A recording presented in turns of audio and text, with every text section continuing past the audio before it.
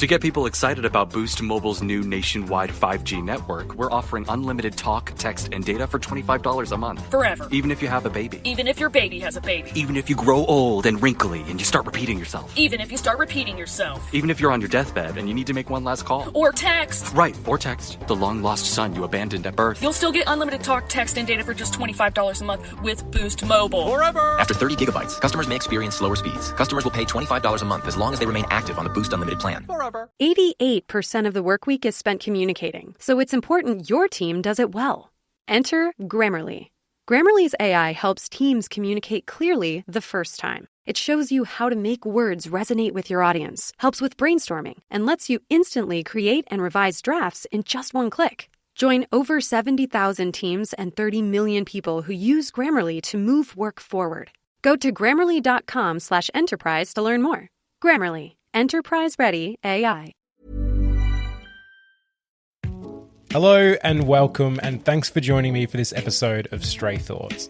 I'm Damian, Robb, writer, podcaster, and educator, and on this podcast I try to cobble together some stray thoughts into messy but meaningful essays. It's a kind of audio blog, so much so that you can also read the episodes and see any associated images by going to damianrobb.com/stray thoughts. So let's do it.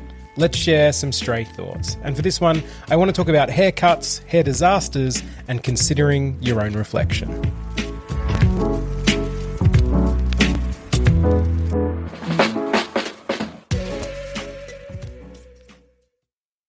I've never known what to do with my hair. Mostly, I just leave it be, hoping that by adopting the shaggy, mussed-up look that was popular when I was a teen, that will count as some kind of style. Style really is the root of the problem here, in that I don't have any. I like comfort. I like simple. In many ways, my hair is a follicular extension of my standard primary outfit, which is jeans and a t-shirt. I am so opposed to any kind of fashion that I don't even really wear shirts. Something about buttons bothers me. Give me an outfit that feels like it's only one step away from pajamas, and then I'm happy. I think the blame doesn't entirely lie with me, however. My hair has to cop some of it as well. It is blonde and thin and has a predilection to poke out away from my head at odd angles. I think, like a lot of people, the hair I most admire is that which is an opposite to my own. Dark and thick, and which falls in curls and swirls around the head. Basically, if anyone has the same hair as a Cocker Spaniel, I can't help but look at them with admiration and envy. Saying all that, presently my hair may be the best it's ever looked. This is thanks to a combination of actually asking the hairdresser to give a little extra love beyond a short back and sides, and occasionally using my hand as a comb to push it to one side so that it feels like its creator had at least some kind of vision in its design, rather than just letting it go to seed like a ragged thicket.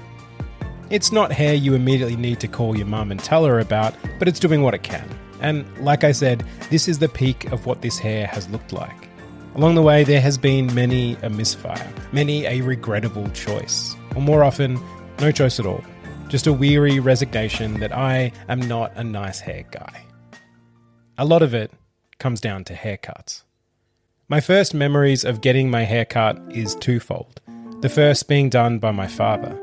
For a brief window, he took it upon himself to cut my and my two brothers' hair.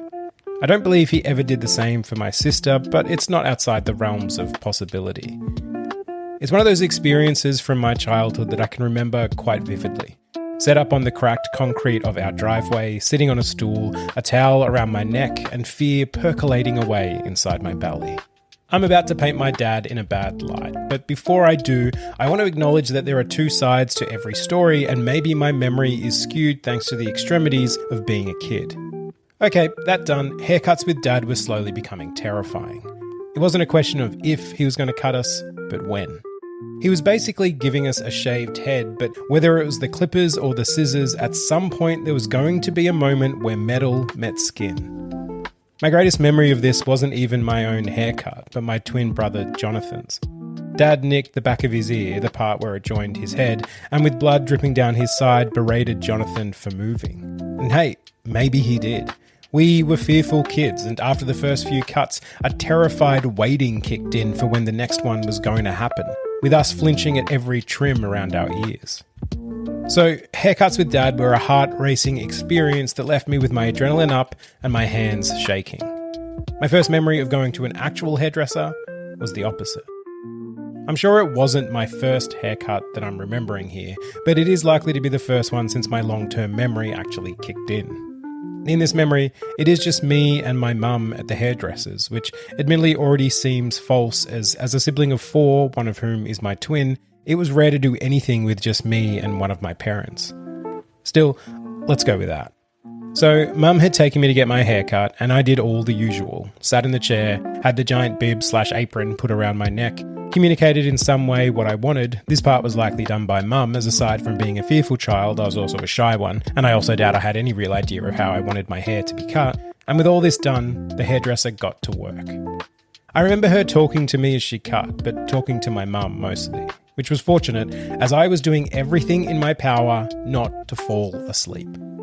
Something about being in a chair with a cover over me and the equivalent of a head massage happening up top immediately put me in a trance where sleep lay just on the other side of it. Of course, I didn't want to fall asleep. Doing so would be embarrassing for 1 and could easily lead to a hairdressing disaster for 2, but I had to fight that urge with everything inside of me. In truth, this odd sleepiness still kicks in when I go to get my hair cut. But never as bad as that first day where I had to fight like a boxer 6 rounds in just to keep my eyes open. As we left, Mum even asked if I was okay, noting how non-communicative I'd been. I, now fully awake, explained my predicament in exasperated tones, wanting to know the answer to how people frickin' stayed awake during a haircut.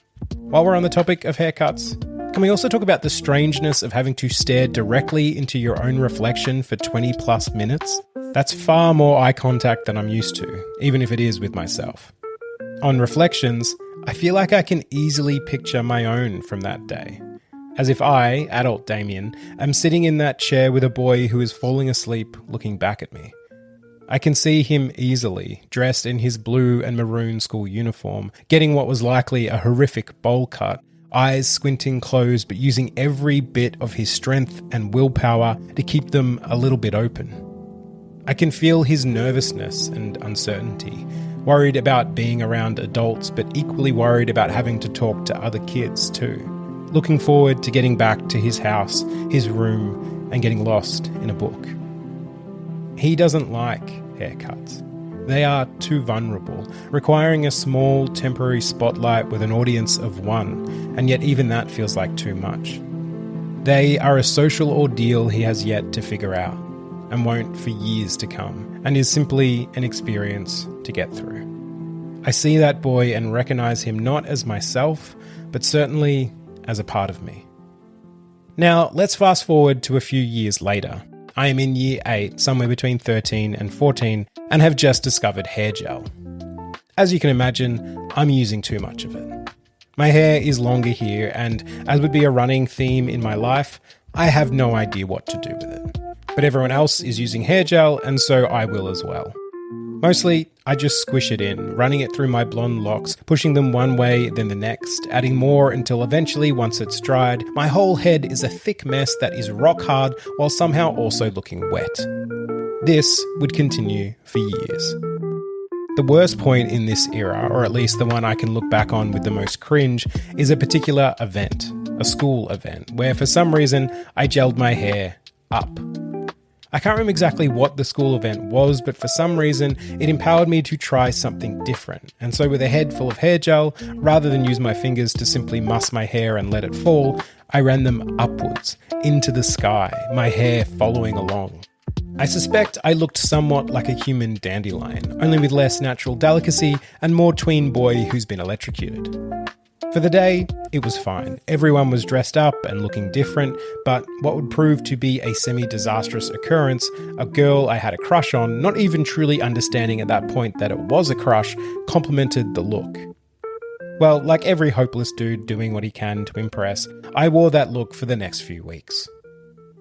I'm happy to say there was one positive outcome hair-wise during my tween/teen era. The school formal, year 11. My dandelion puff is long gone, and I'm back to a mussy, gelled mop. I'm 17, dressed in a suit for the first time, feeling very adult and about to go to the town hall to do some choreographed dancing with the rest of my classmates. One problem. My hair looks its usual level of dishevelment, which for tonight just won't do. My older sister was dating a guy at the time who was several more degrees of cool than I will ever be, and he, knowing what to do with hair and colognes and fashion and other such things I would spend a lifetime not really bothering to understand, stepped in to save the day. He worked a miracle. He somehow, using the exact same hair gel I would commit follicular crimes with every day, shaped and styled my hair so that it had an actual look to it. I'll be honest, I looked incredible. I could have just walked off the set of the OC. I didn't know what had happened. I was not a nice hair guy, and yet somehow he had proven that potentially I could be. And let me tell you, with the confidence of a quality hairstyling, I danced like a champion. I'm sorry to say, this look didn't stick. I didn't have the eye for what he'd done, nor could really understand it, and so try as I might, I was never able to recreate that look. But for one glorious night, my hair ascended to the heavens. To get people excited about Boost Mobile's new nationwide 5G network, we're offering unlimited talk, text, and data for $25 a month. Forever. Even if you have a baby. Even if your baby has a baby. Even if you grow old and wrinkly and you start repeating yourself. Even if you start repeating yourself. Even if you're on your deathbed and you need to make one last call. Or text. Right, or text the long-lost son you abandoned at birth. You'll still get unlimited talk, text, and data for just $25 a month with Boost Mobile. Forever! After 30 gigabytes, customers may experience slower speeds. Customers will pay $25 a month as long as they remain active on the Boost Unlimited plan. Forever! Hi, this is Christopher Kimball from Milk Street Radio. I often shop at Whole Foods Market since they sell the kind of food I like. Organic vegetables, a great meat counter, and of course a great staff. For Thanksgiving, Whole Foods offers brine turkeys, as well as a spiral-cut bone-in ham. The Whole Foods Market Bakery has a large assortment of pies, even a vegan pumpkin pie, or grab some brioche and butterflake rolls for the table as well. Or you can ask the Whole Foods team to cater your meal for you, including the bird, the sides, and desserts. Get your holiday party started at Whole Foods Market. 88% of the work week is spent communicating, typing, talking, and going back and forth on topics until everyone is on the same page. It's time for a change. It's time for Grammarly. Grammarly's AI ensures your team gets the point across the first time, eliminating misunderstandings and streamlining collaboration. It goes beyond basic grammar to help tailor writing to specific audiences, whether that means adding an executive summary, fine-tuning tone, or cutting out jargon in just one click. 4 out of 5 professionals say Grammarly's AI boosts buy-in and moves work forward. It integrates seamlessly with over 500,000 apps and websites, is implemented in days, and is IT approved. Join over 70,000 teams and 30 million people who trust Grammarly to elevate their communication. Visit Grammarly.com/enterprise to learn more. Grammarly. Enterprise-ready AI. That teenage me, hopeful but clueless, wanting something but with no understanding of how to get it, he also looks back at me from the hairdresser mirror some days. He's not too far removed from who I am now. I can still feel his insecurity, that continuing shyness, an unfortunate lack of self-esteem that he has yet to recognise, but also the small seed of self-assurance buried somewhere within that will slowly grow over time. And when I see him, I remember that for a few days, both rightly and wrongly, his hair made him feel confident. It gave him something that would otherwise take years to foster, and that is worth all the hair gel in the world. So let's move forward now to when my hair began to betray me. To be fair, I feel like the betrayal is somewhat warranted. I had neglected my hair for so long, doing nothing with it, not styling, not cutting. Mostly I just let it grow as long as I could get away with until I begrudgingly went to the hairdresser where they would ask me how I'd like it cut, to which I never really had an answer. The same as it is now, but shorter, would often be my response, which was really just passing the buck to them to decide. They would do whatever it was they would do, which I was fine with, as inevitably I would just let it grow back into the mop I was used to. So, given all this, can I really blame my hair for beginning to thin? No, I can't. And yet when I noticed it, or more correctly my hairdresser did, I still felt betrayed. It went like this. I was at my hairdresser's getting the mop reduced. Her scissors were snipping a staccato as she chatted in time with them, a mostly one-sided conversation, and she was telling me about how a previous customer of hers, another guy around my age, was already balding. She looked at my hair and said, "Yours seems okay though," which pleased me, and I voiced an agreement. Then she paused, took a closer look at the top of my head, and in the most flippant way possible said, "Oh no, there it is." And that's how I found out I was thinning. Thinning, not balding. Not yet. But I did have a few balding men in my family. My father's own hairline had retreated away from his forehead like a wave washing back out to sea, and my older brother's hair had likewise started to depart for places unknown. I assume I felt what all men do when they notice this loss for the first time. A deep well of melancholy. For the loss of the hair, yes, and what it would mean for my appearance going forward, but more for what it represented. I was aging. Or more correctly, I had tipped over into the point of my life where aging was no longer a positive, a thing to be longed for, but a severe and terrifying negative. A downhill slope, a move away from the peak that I hadn't even realised or felt like I had reached. I was angry. I was sad. I was in mourning not for the hair but for myself, as this felt like the beginning of something. I passed through the 7 stages of grief, and when I reached acceptance, I doubled down. I decided that I didn't want to be one of those guys with a ring of hair around the backs of their head and a "you're fooling yourself" fluff on top, and so I brought a pair of razors and shaved it all off. And so here we enter my shaved head years. This look worked twofold, because not only did it hide my thinning hairline, making the balding seem like a choice, but it also meant that I no longer had to go to the hairdressers. Despite now being in my 20s, I had still never mastered being at the hairdressers. Aside from the strange sleepiness that would inevitably overtake me, I seemed to lose the art of conversation. This problem was location specific. Outside of a hairdresser, I could make small talk with the best of them, but in a hairdresser, sitting in that seat, staring at myself in the mirror, words seemed to fail me. I went back to being that shy boy, scared of getting cut or falling asleep, or hoping my mum would do the talking for me. But shaving a head to a uniform length dictated by the reach of the plastic sheath that covered the shears was a job I could do myself. Mostly. I was pretty happy when I realised this. I just saved myself $20 a month, got out of ever having to go to a hairdresser again, and my hair required no preparation or thought before heading out for the day. Thankfully, I had a head that looked okay shaved. There were no weird lumps or bumps that were uncovered, and with my mostly round dome, the look was an easy one to pull off. And so this went on for years. Once every few weeks, I would get out the clippers, stand in front of the mirror, and let the hair fall around me like sharp, pointy pieces of rain. It wouldn't be until a 4-month trip to Europe that I would finally let my hair grow back, mostly due to not wanting to carry clippers with me for the entire trip. Once my hair managed to regain some length, I had a startling realization. The thinning wasn't that bad. It was there, sure, but I still very much had a full head of hair. In fact, it hadn't really developed any further than when it was first pointed out to me, which of course had led me to shave my head and keep it shaved for almost a decade. There was a chance I had overreacted.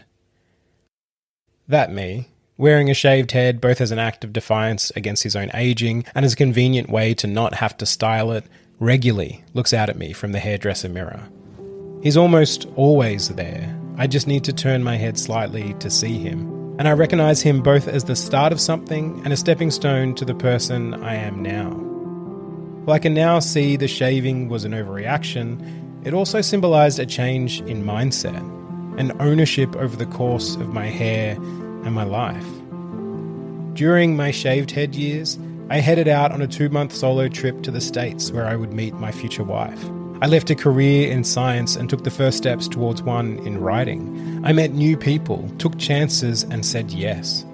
It wasn't all because of the shave, but the shave regularly reminded me that I didn't have to be passive, that I could take action if I wanted to. So I grew my hair out once more. At first, it looked terrible thanks to being all the same length, which my hairdresser, the same one who had alerted me to my thinning hairline years before, was quick to point out. Of course, I was still left with the same conundrum I'd had as a boy and a teen, and that I had mostly avoided in my 20s. I still didn't know what to do with it. So I took the route most men of a certain age do. I got a short back and sides, longer on top.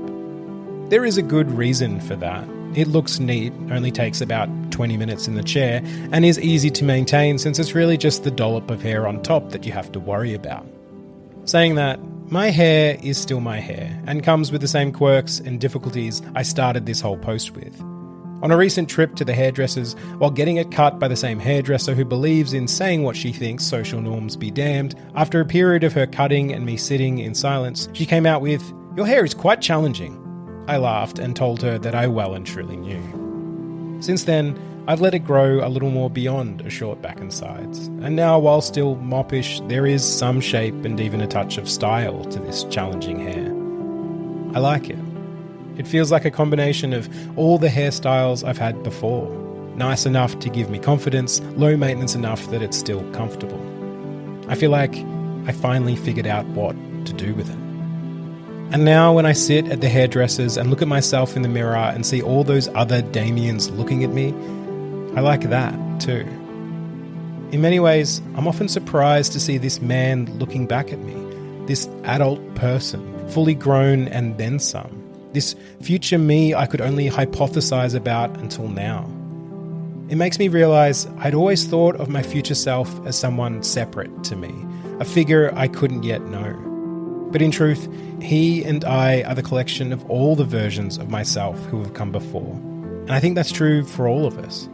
That we all have our past selves hiding inside of us somewhere, peering out, and that maybe it just takes 20 plus minutes of staring into your own reflection to see them.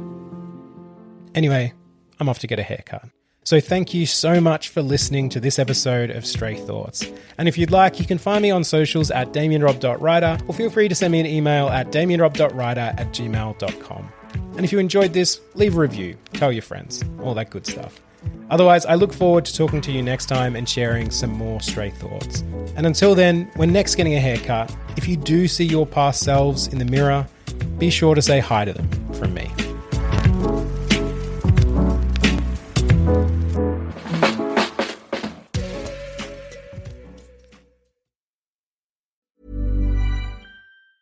To get people excited about Boost Mobile's new nationwide 5G network, we're offering unlimited talk, text, and data for $25 a month. Forever. Even if you have a baby. Even if your baby has a baby. Even if you grow old and wrinkly and you start repeating yourself. Even if you start repeating yourself. Even if you're on your deathbed and you need to make one last call. Or text. Right, or text. The long-lost son you abandoned at birth. You'll still get unlimited talk, text, and data for just $25 a month with Boost Mobile. Forever! After 30 gigabytes, customers may experience slower speeds. Customers will pay $25 a month as long as they remain active on the Boost Unlimited plan. Forever! Discover Hydro, the best-kept secret in fitness. Hydro is the state-of-the-art home rower that engages 86% of your muscles, delivering the ultimate full-body workout in just 20 minutes. From advanced to beginner, Hydro has over 5,000 classes, shot worldwide, and taught by Olympians and world-class athletes. For a 30-day risk-free trial, go to hydro.com and use code ROW to save $475 on a Hydro Pro rower. That's HYDROW.com, code ROW. 88% of the workweek is spent communicating, typing, talking, and going back and forth on topics until everyone is on the same page. It's time for a change. It's time for Grammarly. Grammarly's AI ensures your team gets the point across the first time, eliminating misunderstandings and streamlining collaboration. It goes beyond basic grammar to help tailor writing to specific audiences. Whether that means adding an executive summary, fine-tuning tone, or cutting out jargon in just one click. 4 out of 5 professionals say Grammarly's AI boosts buy-in and moves work forward. It integrates seamlessly with over 500,000 apps and websites, is implemented in days, and is IT approved. Join over 70,000 teams and 30 million people who trust Grammarly to elevate their communication. Visit Grammarly.com/enterprise to learn more. Grammarly. Enterprise-ready AI. There are some football feelings you can only get with BetMGM Sportsbook. That's right. Not just the highs, the O's, or the no-no-nos. No. It's the feeling that comes with being taken care of every down of the football season. The feeling that comes with getting MGM Rewards benefits or earning bonus bets. So, whether you're drawing up a same-game parlay in your playbook or betting the over on your favorite team, The BetMGM app is the best place to bet on football. You only get that feeling at BetMGM, the sportsbook born in Vegas, now live across the DMV. BetMGM and GameSense remind you to play responsibly. See BetMGM.com for terms. 21 plus only, DC only, subject to eligibility requirements. Gambling problem? Call 1-800-GAMBLER.